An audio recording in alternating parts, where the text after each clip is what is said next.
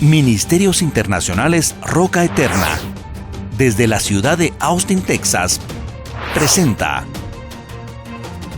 Perfeccionados por la Doctrina, con el propósito de cumplir con el llamado de capacitar al cuerpo de Cristo a través de la enseñanza de la Palabra de Dios, por medio del apóstol Marco Tulio Noriega.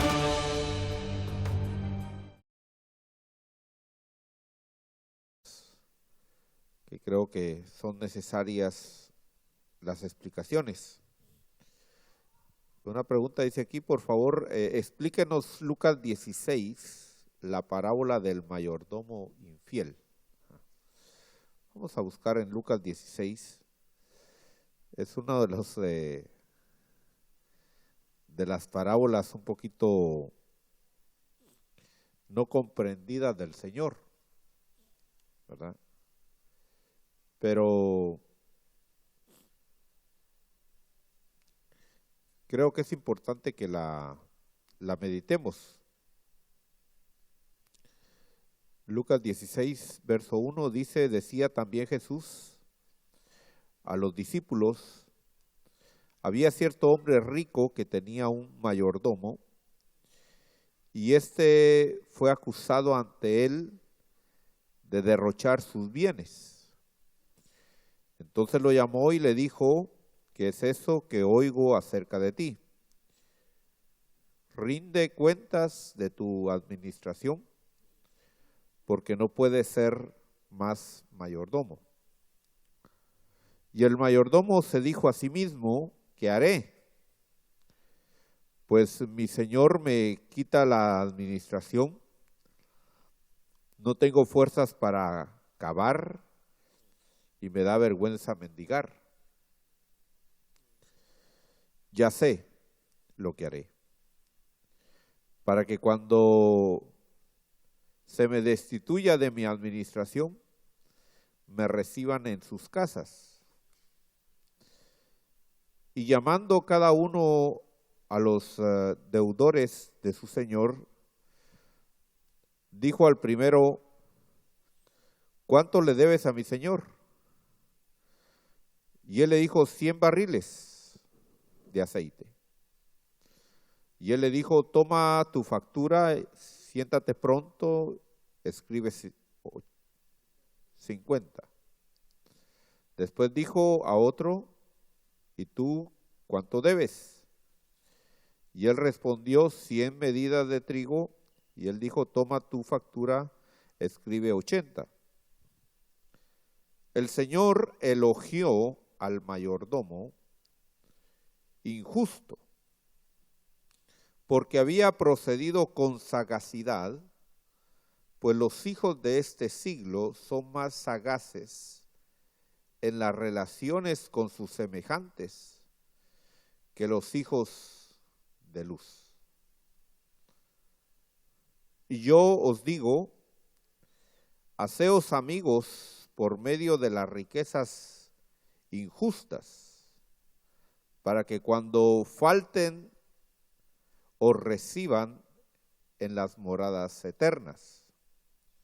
El que es fiel en lo muy poco, es fiel también en lo mucho. Y el que es injusto en lo que es muy poco, también es injusto en lo mucho.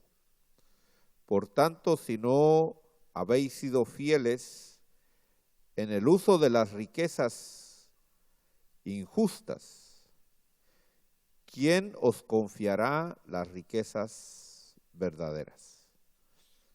Y si no habéis sido fieles en el uso de lo ajeno, ¿quién os dará lo que es vuestro? Ninguno puede servir a dos señores, porque o aborrecerá a uno y amará al otro, o se apegará a uno y despreciará a otro. No podéis servir a Dios y a las riquezas. Es una parábola que nos muestra, y es lo que tenemos nosotros que entender, cuál es el mensaje o los mensajes, porque hay muchas enseñanzas ahí que nos muestran, ¿verdad? primer lugar, cuando el Señor habla de esto, no siempre habla de que se hace lo correcto, sino a veces se muestra las cosas incorrectas. Por ejemplo, en la parábola del sembrador, nosotros vemos que se sembró de una manera incorrecta, para que nosotros sembremos de una manera correcta. El sembrador sembró en el camino, a la orilla del camino, entre piedras, entre espinos, y ahí el Señor lo que nos mostró es el resultado de sembrar la semilla en una tierra que no va a producir fruto. O sea, no dijo que hizo bien el sembrador en sembrar de esa forma, sino nos está hablando de un panorama más amplio para que nosotros no cometamos esos mismos errores. Entonces lo mismo sucede con esta parábola. Lo que esta parábola habla es de un mayordomo que estaba actuando injustamente, ¿verdad? Estaba derrochando el dinero y le iban a quitar la posición, ¿verdad? Y llega el dueño y le dice, mira, te voy a quitar la posición que tienes, así que a saber qué vas a hacer, ¿verdad? Primer error ahí, ¿verdad? O sea, no está diciendo que lo que hizo el dueño hizo correctamente. El error que hizo este hombre ahí, el dueño, es haberle advertido lo que él iba a hacer con esta persona, y eso provocó aún más pérdidas en el dueño del negocio, ¿verdad? Algo que yo he visto a veces en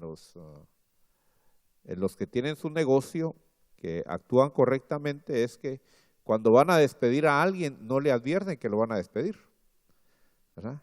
Sino que lo agarran así en frío, ¿verdad? Lo llaman a la oficina, le dice, entrega tus llaves, entrega tus credenciales, entrega todo y te me vas. O sea, no le dan oportunidad de todavía perjudicar más al dueño, ¿verdad? Porque, como dice aquí, el que es infiel en lo poco va a ser infiel en lo mucho. Y esa es una realidad, ¿verdad? El que roba un poquito, no se sorprenda que le va a robar mucho, ¿verdad? Esa es una realidad, ¿verdad? Entonces, aquí nos está hablando para aquellos que tienen gente debajo de ellos que los contratan y todo eso, a saber cómo despedir incluso a una persona, ¿verdad? Y que no se sorprenda usted que si usted es un mal trabajador, lo despidan así también, ¿verdad? Ahora, si este hombre sabía que su trabajador era malo, ¿por qué le dio la oportunidad todavía de hacer cosas malas? ¿Verdad? O sea, nos está enseñando no solo lo bueno, sino también lo malo. No solo de cómo se deben hacer las cosas, sino cómo no se deben de hacer las cosas. Ahora, este hombre, cuando se enteró que lo iban a despedir, usted lee ahí que fue con los que le debían a su jefe, al dueño, y empezó a congraciarse con ellos. Empezó a preparar el terreno, ¿verdad? Sabiendo que ya muy pronto no iba a tener esa posición, pero se iba a ganar el aprecio de esas otras personas, ¿verdad? Entonces, lo que aquí el Señor está hablando es cómo el mundo a veces es sagaz, es astuto, y nosotros a veces somos muy ingenuos. El Señor nos dice a nosotros que nosotros debemos de ser mansos como palomas, pero astutos como las serpientes, ¿verdad? Y a veces solo actuamos como palomas, pero no actuamos con la astucia de las serpientes. Y no estoy hablando de la serpiente en sí, esa perversa, esa mala que usted ve, sino Recuérdese que la serpiente que nosotros vemos aquí en la tierra es solamente un reflejo de unas serpientes que existen en el cielo. Sus características son especiales. Recuérdese cómo la serpiente antigua pudo engañar a la tercera parte de los ángeles del Señor, ¿verdad? O sea, ¿por qué? Porque usó sagacidad, ¿verdad? Fue sagaz. Entonces lo que nosotros aquí debemos de aprender es que también nosotros debemos ser sagaces, debemos de ser astutos, ¿verdad? No debemos de ser ingenuos, sino debemos de saber, porque uno juzga por su condición. Uno dice, no, yo no creo que él me robe porque yo no robaría. Yo no creo que él me mienta porque yo no le mentiría. Eso no es actuar con sagacidad, eso es actuar tontamente, ¿verdad? Entonces tenemos que despertar, ¿verdad? Y uno tiene que despertar a eso. Por eso dice que Jesús no se dejaba confiar de la gente porque sabía lo que había en el corazón de la gente, ¿verdad? Aun cuando Pedro le dice, Señor, hasta mi vida voy a dar por ti. ¿Qué le dice el Señor a Pedro? No, Pedrito, si antes que el gallo cante 2 veces, tú lo vas a ganar negándome 3 veces, ¿verdad?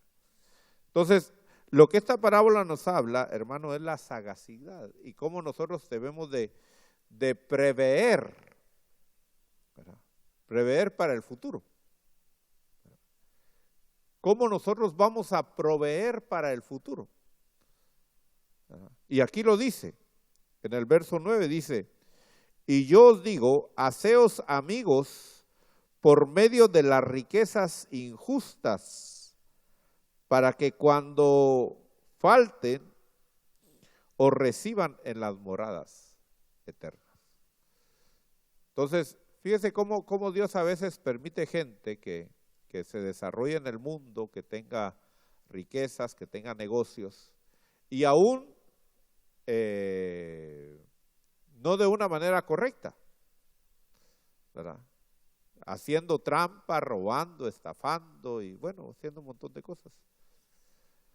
Pero ¿qué es lo que dice aquí el Señor? Lo que aquí dice el Señor es, bueno, si tú tienes esas riquezas, porque a veces le preguntan a uno, y a usted tal vez le van a preguntar alguna vez, mire, fíjese que yo, por ejemplo, hice negocios turbios y me hice rico haciendo negocios turbios. ¿Qué hago? ¿Qué puedo hacer? ¿Quemo el dinero y me deshago del dinero así? ¿Qué es lo que se tiene que hacer? ¿Ah? ¿Qué es lo que se tiene que hacer? Usarlo para la obra de Dios. Esa es la realidad, ¿verdad? Invertirlo en la obra de Dios, ¿verdad? El problema de Acán fue quedarse con el oro y la plata que se lo debieron de haber dado. ¿A quién se lo debió haber dado Acán? Ese oro y esa plata. A los sacerdotes, ¿verdad? Entonces, fíjese, yo no sé cuántas turbiezas usted hizo en el mundo y que usted tiene esas deudas con el Señor, ¿verdad? Entonces, bueno, yo creo que ahí está la respuesta, ¿verdad? De muchos, ¿verdad? Entonces parece muy complicada la parábola porque no se le da, no se le toma en el espíritu en que el Señor dijo esa parábola, ¿verdad? Y es una parábola que muchos predicadores le huyen, ¿verdad? Dicen, no, yo no hablo de eso porque no logran explicarlo, ¿verdad? Pero es fácil, es entendible, ¿verdad? Así que yo espero que usted aprenda de este siervo, ¿verdad? Y si usted es jefe, no le dé tiempo a sus malos trabajadores a que tomen ventaja de usted más todavía, ¿verdad? Bueno, otra pregunta dice, Nehemías 13, 5, 6 y 7. Vamos a Nehemías 13.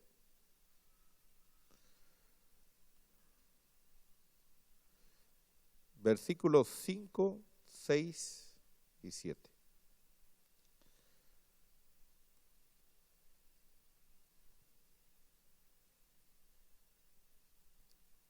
Dice, le había preparado un gran aposento donde anteriormente, Nehemías 13:5, le había preparado un gran aposento donde anteriormente se colocaban las ofrendas de cereal, el incienso, los utensilios y los diezmos de cereal, del mosto y del aceite prescritos para los levitas, los cantores y los porteros, y las contribuciones para los sacerdotes. Pero durante todo este tiempo yo no estaba en Jerusalén, porque en el año 32 de Artajerjes, rey de Babilonia, yo había ido al rey, pero después de algún tiempo pedí permiso al rey. Y vine a Jerusalén y me enteré del mal que Eliasib había hecho por favorecer a Tobías al prepararle un aposento en los atrios de la casa de Dios. Me voy a disculpar que tengo un poquito de alergia, hombre. Pero bueno, vemos aquí una escena cuando el pueblo de Israel regresa de Babilonia a Jerusalén nuevamente. Nehemías es enviado de parte del rey a reconstruir Jerusalén. Recuérdense que ya en ese tiempo había sido enviado Zorobabel y había estado Esdras restaurando el templo. O sea, lo primero que se restauraron fueron el altar y el templo. Llega Nehemías a restaurar las murallas y a establecer el orden en Jerusalén. Pero resulta que uno de los sacerdotes encargados ahí del orden del templo había dado lugar a su pariente, había emparentado con un hombre llamado Tobías, ¿verdad? Y este hombre Tobías, vemos aquí en Nehemías, siempre, vamos al capítulo 2, verso 10.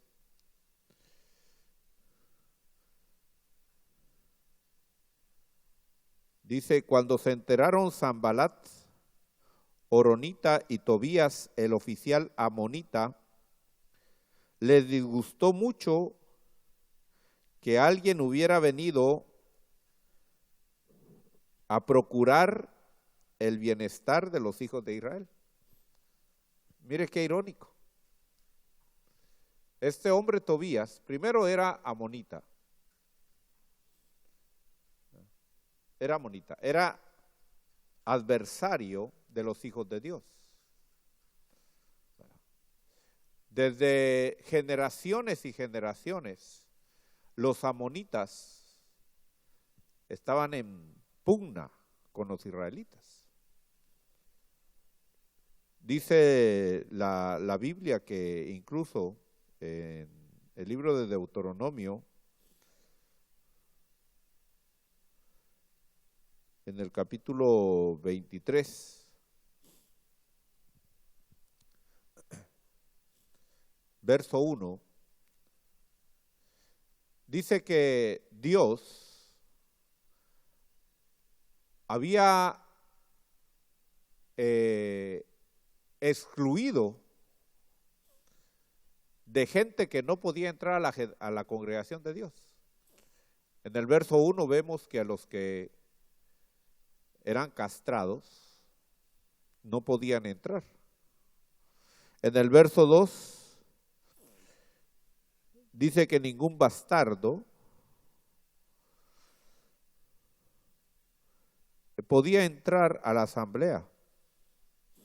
Y en el verso 3, ahí habla precisamente en el verso 3, que ninguna amonita ni moabita entrará en la asamblea del Señor, ninguno de sus descendientes, aún hasta la 10ª generación, entrará jamás a la asamblea del Señor.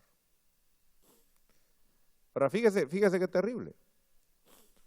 Porque aquí dice que ninguna amonita podía entrar a la asamblea del Señor. Sin embargo, nosotros vemos en Nehemías, regresando a Nehemías, que este sacerdote, por los vínculos familiares, le había preparado una habitación a Tobías. Fíjese qué terrible. Ahora, no solamente le había preparado una habitación, porque ahí hay una enseñanza muy fuerte, sino que no solamente le había preparado una habitación, sino que el lugar donde le había preparado una habitación, hermano, era el lugar donde se guardaban las ofrendas para los sacerdotes. Fíjese qué tremendo. Al punto que dice que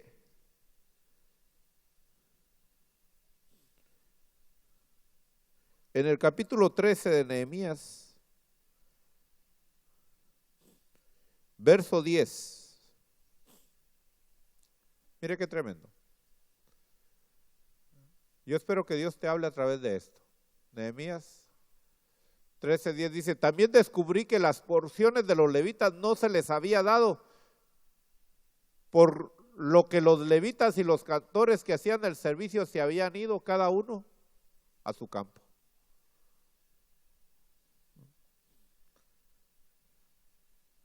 Por tanto, reprendí a los oficiales y dije, ¿por qué está la casa de Dios abandonada? Entonces reuní a los levitas y los restablecí en sus puestos. Mire qué tremendo, porque las decisiones sacerdotales, hermanos, son importantes.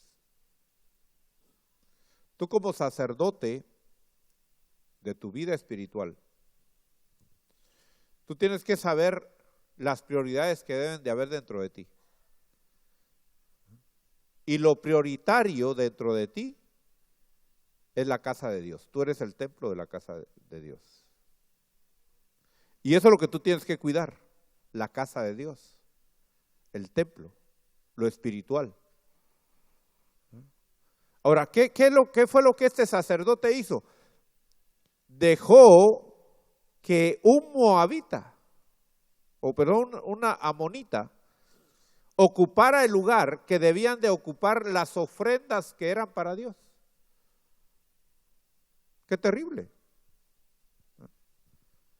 Por eso cuando Nehemías llega, hermano, lo primero que hace, dice que saca todas las cosas de este hombre y las tira a la calle. Porque si tú no te llenas de Dios, hermano, tú vas a llenar tu corazón de otras cosas. Y le vas a dar lugar a los amonitas. Y por eso hay mucha gente que no puede entrar a la presencia de Dios. Hay mucha gente que viene a la iglesia pero no entra a la presencia de Dios. No puede adorar, no puede entregarse, no puede rendirse totalmente. ¿Sabes por qué es? Porque hay un amonita ocupando el lugar donde el aceite, donde el vino, donde todo lo que el sacerdote necesita para presentar sus ofrendas para Dios, debería estar lleno de eso. Pero ahí está gobernando y está viviendo Tobías, el amonita. Entonces, qué terrible. Tú debes de examinar. El libro de Nehemías, hermano, es un libro tremendo. Yo espero que usted lo lea y usted lo estudie. Porque nos habla de la restauración, cómo tu vida debe de ir siendo restaurada y restaurada y restaurada. Tú tienes que darle la prioridad a lo espiritual. Por eso qué lindo, hermano, qué lindo que tú puedas venir a las vigilias, a los ayunos, tú puedas venir a los estudios bíblicos, porque eso es lo que Dios quiere que tú estés haciendo, que tus aposentos estén llenos de vino, estén llenos de trigo, estén llenos de lo que se presentan para ofrecerle las ofrendas a Dios. Pero lamentablemente dejamos que las relaciones humanas permitan que Tobías habite en ese lugar, ¿verdad? Mire qué terrible, ¿verdad? Así que yo espero que tú examines tu corazón, ¿verdad? Y que saques a Tobías, ¿verdad? Como hizo aquí Nehemías, dice,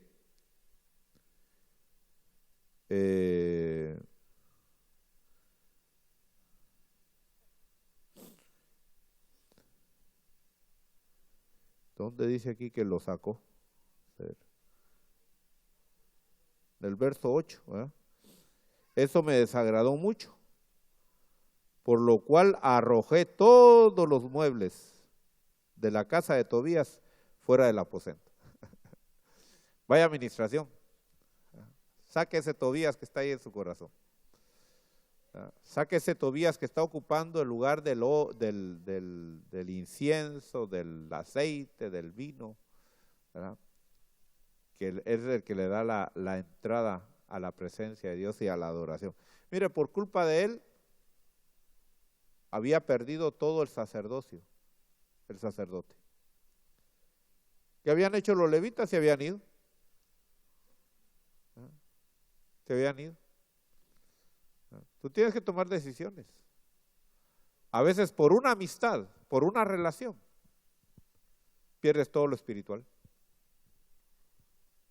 Qué triste que no valorices lo que es más importante para ti. Por un trabajo, por un negocio, por unos dólares, pierdes lo más importante, que es lo espiritual. Bueno, otra pregunta. Vamos a ver, dice Isaías 13:5. Me mandan muchas citas.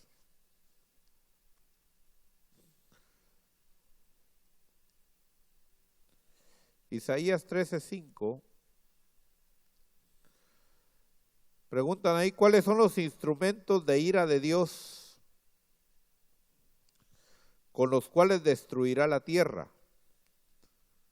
Dice Isaías 13:5, dice, vienen de una tierra lejana y de los lejanos horizontes, el Señor y los instrumentos de su indignación para destruir la tierra. Bueno, ahí está hablando, hermano, cuando el Señor actúa, y por supuesto está, lo más importante es cuando el Señor venga, en su segunda venida, ¿verdad? Cuando el Señor venga en su segunda venida, dice que Él va a venir, y en Apocalipsis nosotros encontramos en el capítulo 19,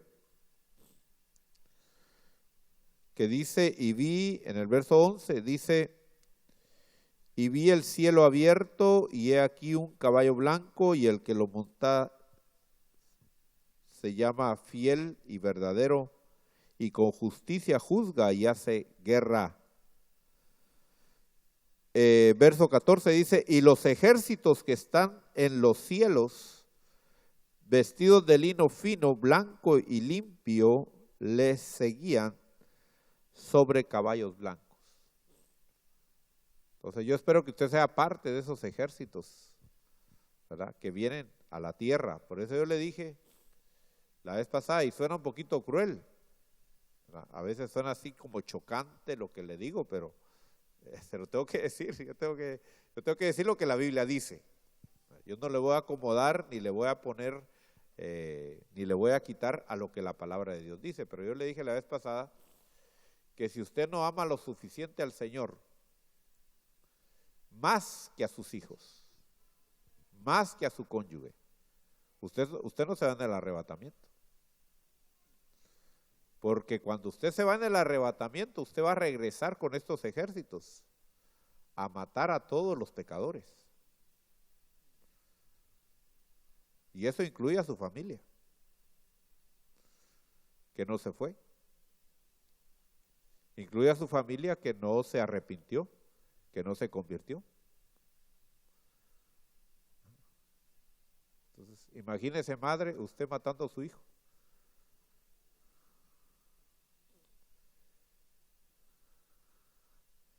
Pero esa es la realidad.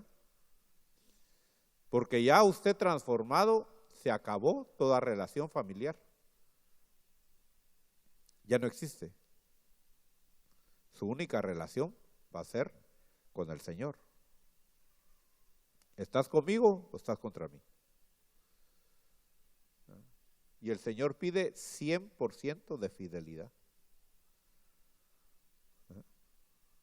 Así que usted decide si está dispuesto a pagar el precio. Eso solamente se hace amando al Señor, como dice, con todo su corazón, con toda su alma, con toda su mente y con todas sus fuerzas. Suena fuerte. Y yo creo que tal vez yo soy el único que me ha atrevido a decirle eso como predicador, pero se lo tengo que decir. Así que, ¿quiénes son los instrumentos que el Señor va a usar? ¿Ah? Instrumentos de ira.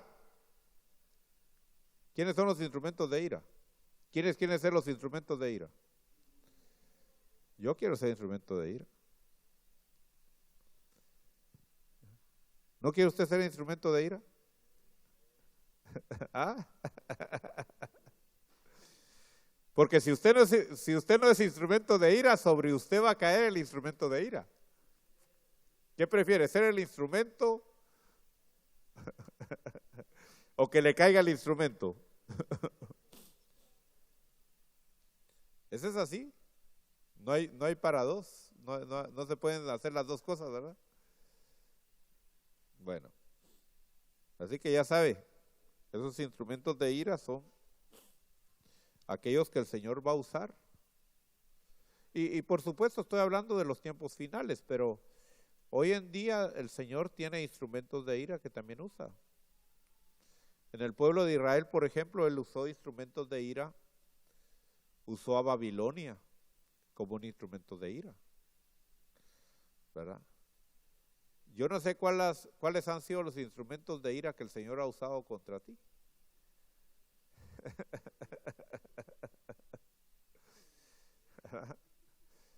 Pero no te enojes contra los instrumentos de ira.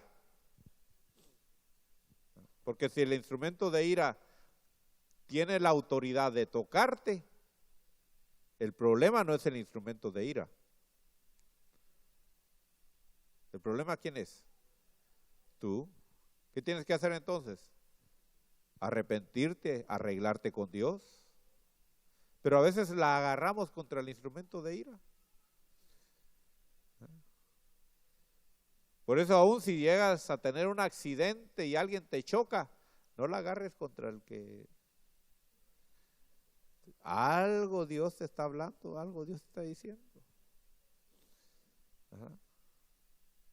Si estás trabajando en electricidad y alguien sube el switch,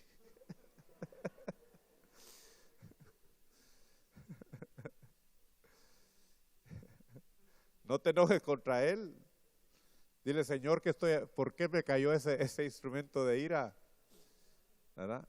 Y arréglate mejor con Dios, ¿verdad? Bueno, otra pregunta. Dice,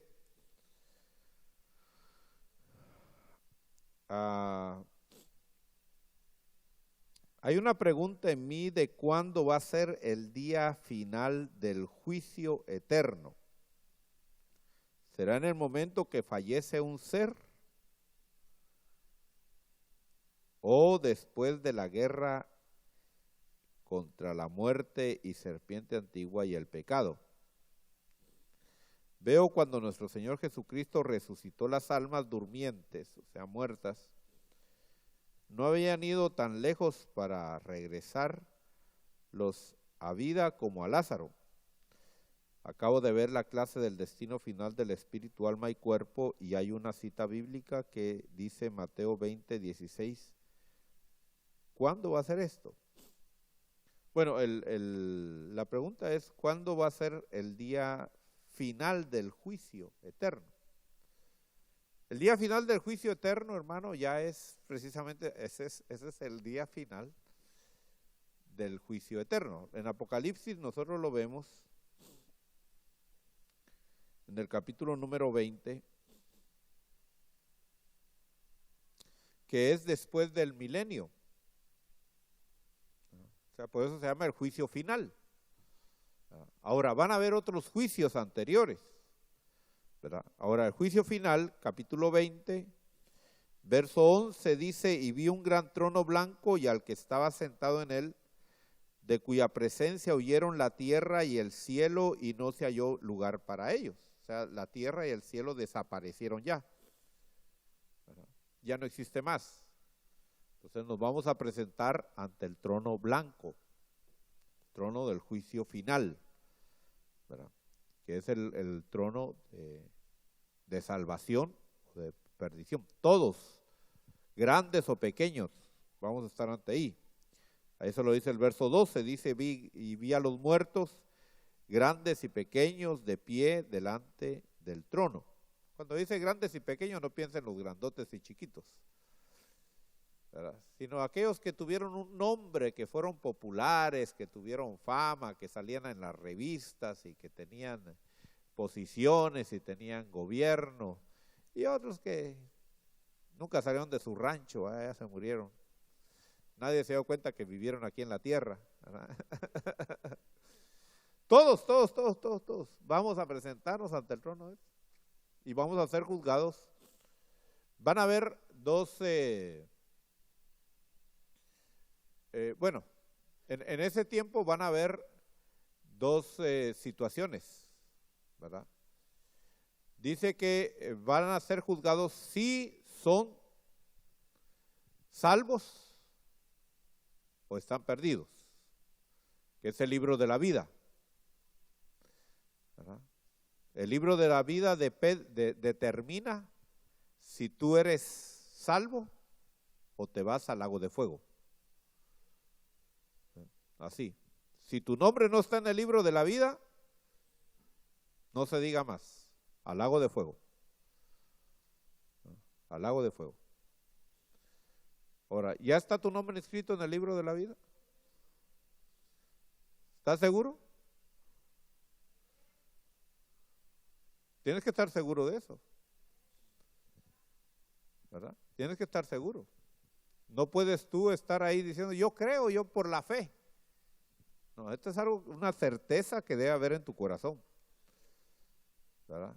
Y la certeza que hay en tu corazón es que tienes el sello del Espíritu Santo, que dice que tú le perteneces a Dios y que se aparte de iniquidad todo aquel que invoca el nombre del Señor. Si tú vives una vida de pecado, discúlpame, pero tu nombre no está escrito en el libro de la vida.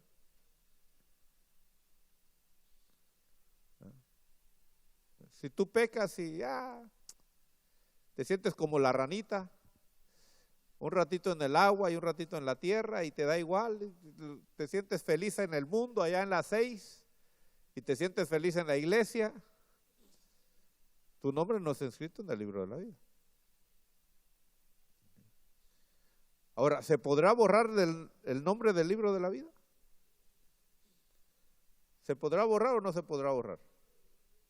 ¿Por qué dice que sí? Porque está en la Biblia.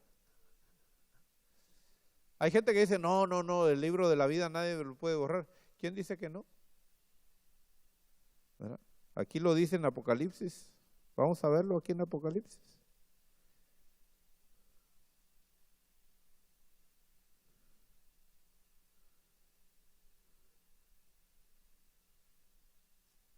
Capítulo 3, verso 5. Porque hay gente que está confiada y dice: no, hermano, si yo yo ya inscribí, ya el Señor me salvó del lago de fuego, ya el Señor me dijo que me había salvado del lago de fuego, sí. Dice, al vencedor será vestido de vestiduras blancas y no borraré su nombre del libro de la vida. Entonces, al que no vence, ¿qué van a hacer? Si al vencedor no le borran su nombre, al que no venza, ¿qué le van a hacer? Le van a borrar su nombre del libro de la vida. Esto es serio. Esto es serio. Por eso dice la Biblia, usted tiene que cuidar su salvación con temor y temblor.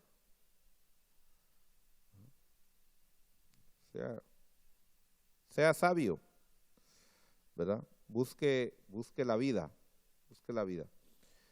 Ahora, en 2 de Corintios, capítulo 5,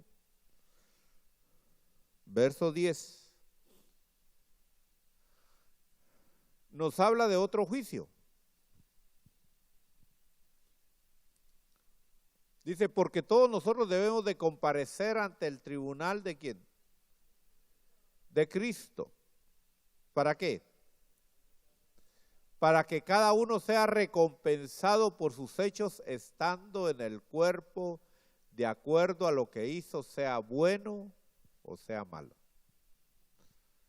Entonces fíjese que está la salvación, pero está luego otro juicio que nos habla de posición. ¿Cuál va a ser tu posición en la eternidad? Que eso es diferente. Es como aquí en la tierra. ¿Cuántas posiciones hay aquí en la tierra? ¿Cuántas posiciones hay? Mire, cada uno de nosotros estamos en una posición diferente. Nadie está en la misma posición, ¿verdad? Hay quienes, hermanos, aquí se pueden dar el lujo de tener un carro de lujo, último modelo, ¿verdad? Y otros a autobús llegan. No es la misma posición. Unos pueden vivir en una mansión y otros viven como 15 en un apartamento de un cuarto. No es la misma posición. Hay quienes, hermano, tienen un chef que les cocina todos los días. Y hay otros que andan buscando a uno en la basura qué comer. No es la misma posición. Bueno, eso es lo mismo en la eternidad. Por eso el apóstol Pablo decía, los sufrimientos de esta tierra no se comparan con la gloria que nos espera allá arriba. Y por eso yo le digo lo que Pablo decía en Colosenses, dice, yo me gozo de mis sufrimientos por ustedes. Entonces no vamos a tener la misma posición allá arriba. Por eso, hermana, no se agüite. No se decepcione. Porque yo creo que las mujeres van a tener mejores posiciones allá arriba que los varones.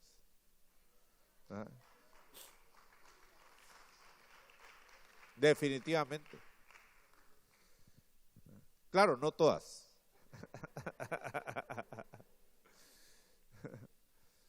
Pero hablando de un porcentaje mayor, yo creo que las mujeres van a tener mejores posiciones que los varones. Ahorita ellas están sometidas, obedientes, sujetas, ¿verdad? Mansas, humildes.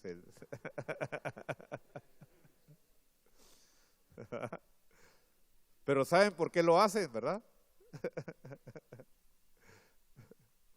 ¿Saben que es temporal? 50, 60, 70 años de matrimonio nada más y pasaron la prueba y ya, allá arriba al revés.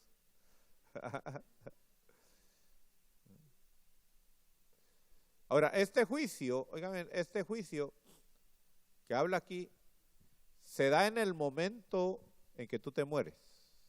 Este es para los salvos. Esto que habla aquí, 2 Corintios 5:10, es un juicio que se da en el momento de que tú te mueres. ¿Por qué? Porque en el momento que tú te mueres, tú vas a ocupar tu lugar de posición en el mundo espiritual. Si en el mundo espiritual tú eres un general, pues en el momento que te mueres, tú vas a funcionar como general. Tú ya vas a venir gobernando, tú ya vas a venir dirigiendo los ejércitos del Señor como un general. Y si solo llegaste a soldado raso, pues vas a venir a pie, ni caballo te van a dar.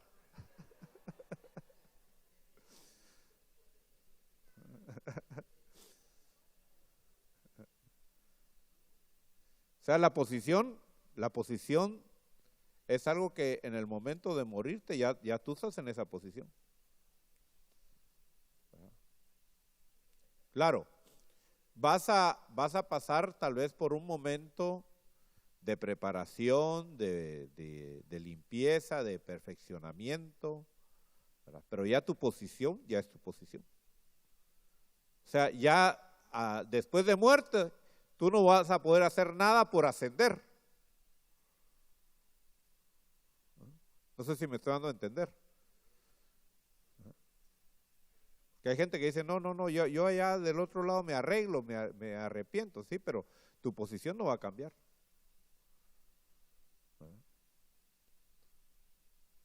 Entonces, ese es otro juicio ante el cual tú te vas a presentar, ¿verdad? Para ser juzgado. Entonces, hay varios juicios, ¿verdad? Pero hablando aquí de la pregunta que me hicieron, pues el juicio final sí es hasta el final, ¿verdad? Por eso se llama juicio final.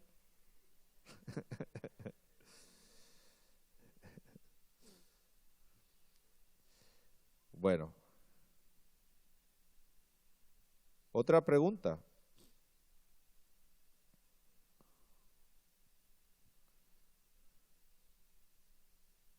Dice aquí,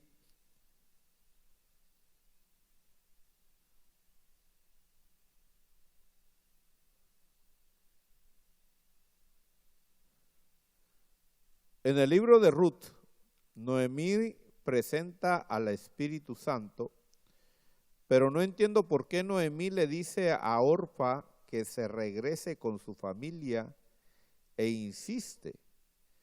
¿Será que representa cuando Dios nos prueba si somos fieles? Sí. Fíjate que tú debes de entender cómo Dios trabaja. Dios a nadie va a forzar a salvarlo. Eso es una decisión personal. Si tú te salvas o te pierdes, es una decisión personal tuya. O sea, Dios a nadie va a empujar, a nadie va a forzar. Que gracias a Dios, Dios nos motiva, Dios nos habla. Esa es misericordia de Dios. Y si Dios todavía está tratando contigo, dale gracias a Dios por eso. Pero Él no tiene la obligación de seguir insistiendo para los que ya conocen, ¿verdad? Para los que ya saben.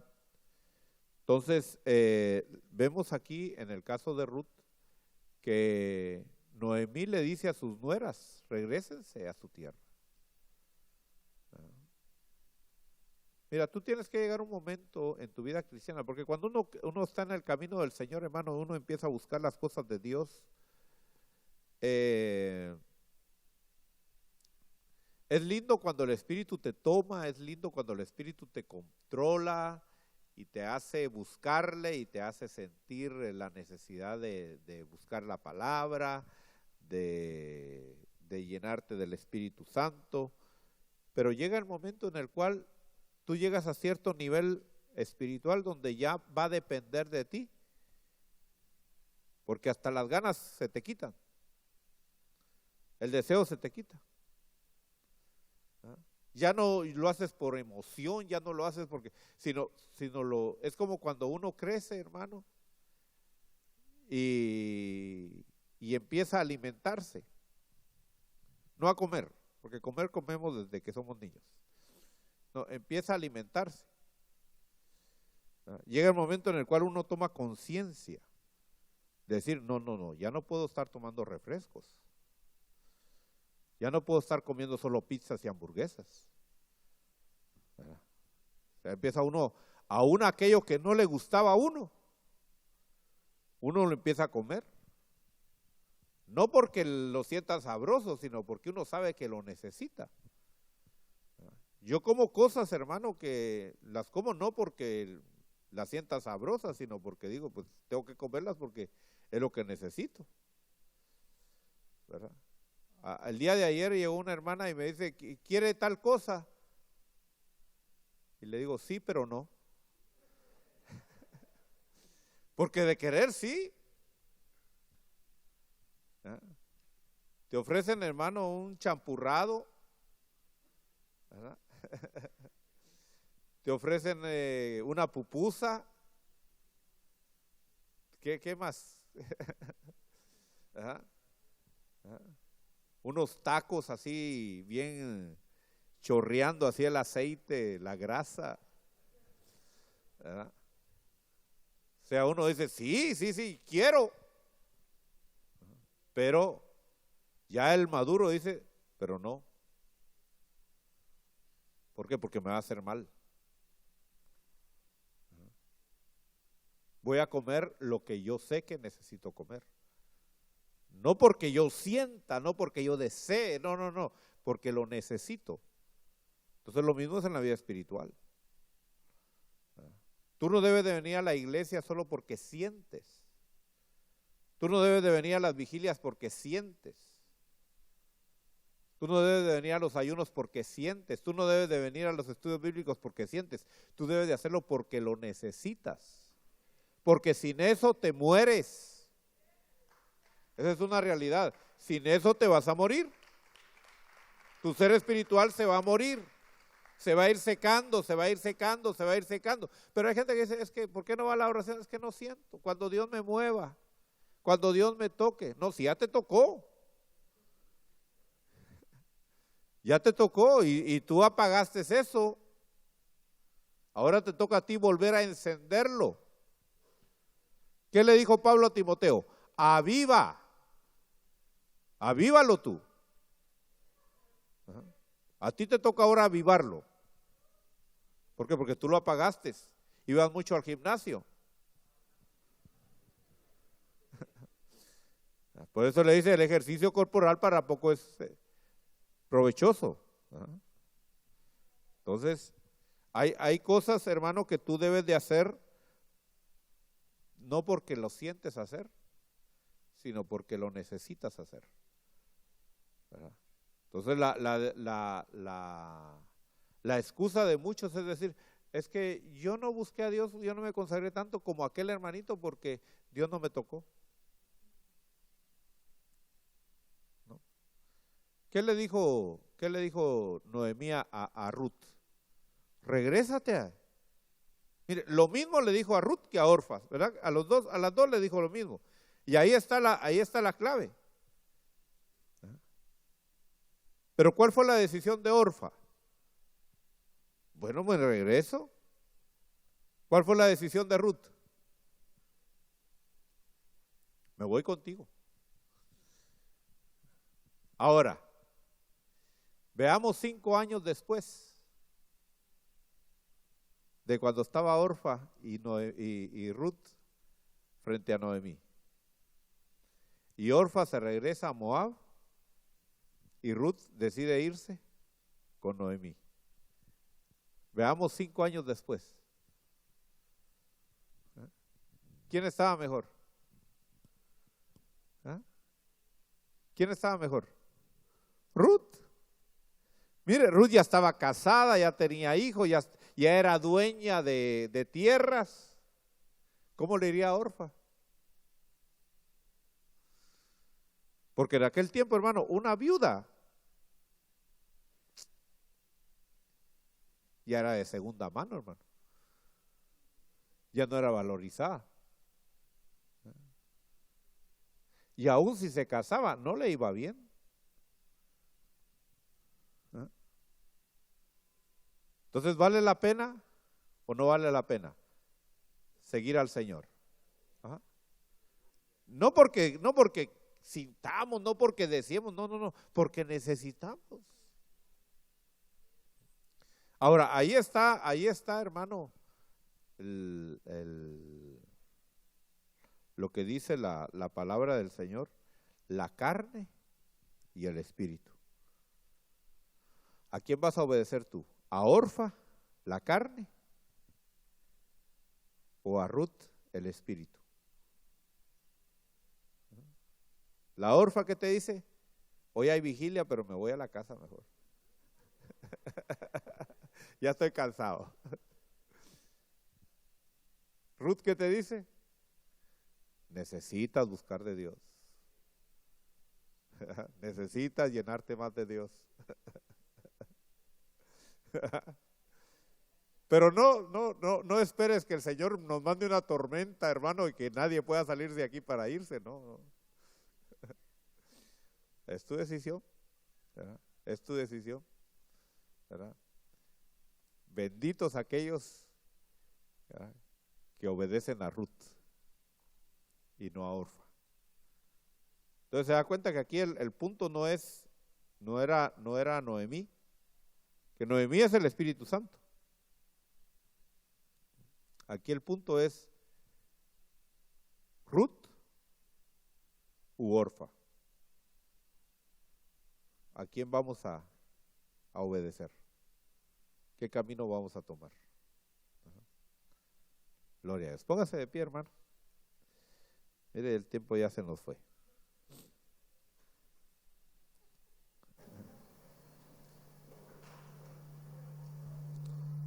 Levante su corazón al Señor.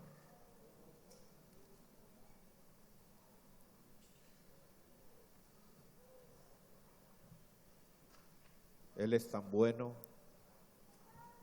Él es tan grande, Él es tan maravilloso, que ha puesto sus ojos sobre tu vida, ha puesto sus ojos sobre tu vida. Ha puesto su mirada en ti.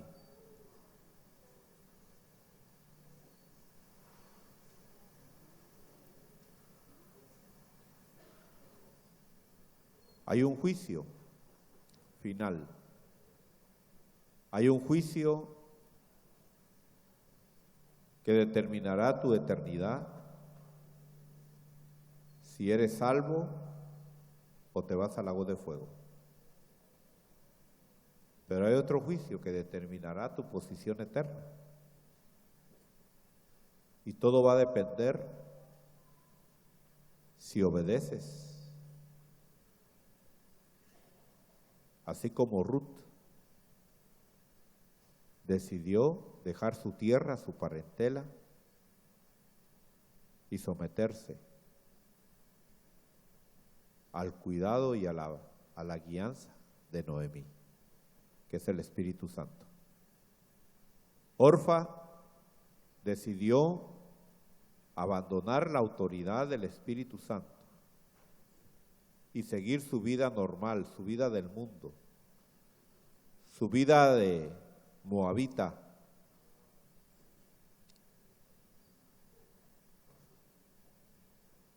Qué misterio tan grande, hermano.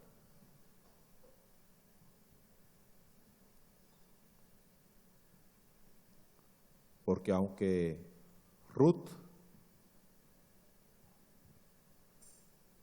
no podía entrar a la casa del Señor, por medio de ella vino nuestro Señor Jesucristo. Dios hace lo imposible posible.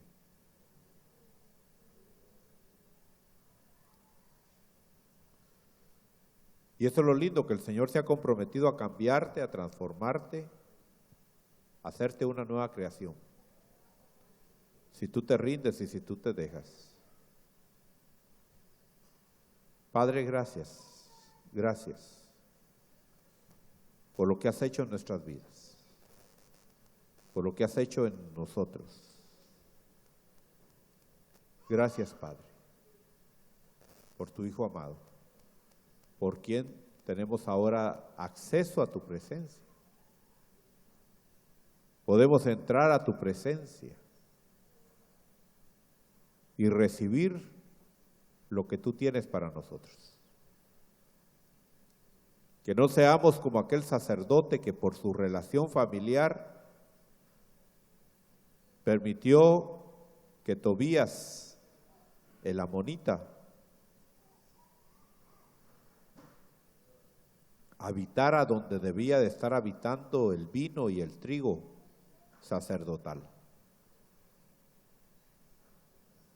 Que saquemos a ese Tobías de nosotros, Padre. Que no lo aceptemos. A través de Jesucristo, tu Hijo amado, te lo pedimos. Asimismo, Padre, venimos a pedirte, Señor, por el apóstol Gustavo Escobar, que está batallando contra este virus. Pon tu mano, Señor, sobre su vida, sobre su cuerpo. Ten misericordia, Padre, de tu siervo. Y que en este proceso tú trates con él, trates con su vida, allá en Colombia, donde él está. Sabiendo, Señor, que no es la medicina quien nos da la vida, sino eres tú. Asimismo te pedimos por Abigail, Señor, que está en el hospital. La ponemos en tus manos. Sé tú, Señor, tratando con ella también. Que todo aquello que ella está atravesando sirva para que no solamente ella, sino que para que su familia te busque a ti con todo su corazón y se arregle contigo. A través de Jesucristo, tu Hijo amado, te damos gracias. Amén, Señor.